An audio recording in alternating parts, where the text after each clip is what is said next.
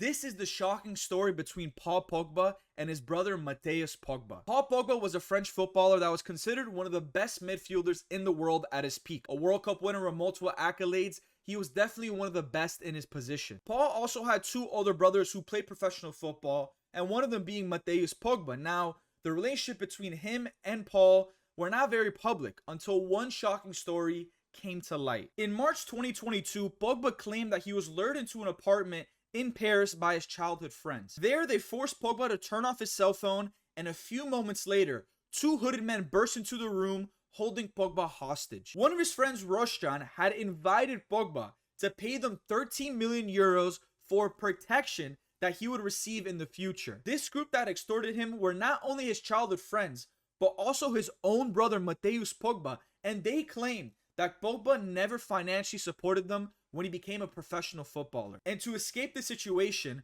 Pogba allegedly gave up 100,000 euros and a credit card to basically save his life. Unfortunately, this was not the end of it all, as Pogba was continually harassed by this group, especially on the training ground at Juventus in Turin. The story was officially made public once Pogba eventually went to authorities and an investigation began between French and Italian police. But a bizarre twist came into the case all of a sudden when his brother Mateus officially spoke out. He posted multiple videos and tweets claiming some of the craziest things about Paul, mentioning neglecting the family, betrayal, lying about Mateus' involvement in the extortion case, but the craziest of them all was Paul Pogba using witchcraft. Mateus accused Paul of spending millions of euros to hire a witch doctor to help France win the World Cup, but also cast spells on rival footballers. He claimed that Paul had targeted his French teammate, Kylian Mbappe, who he was going up against in a Champions League match, to hinder his performance. Now, coincidentally enough,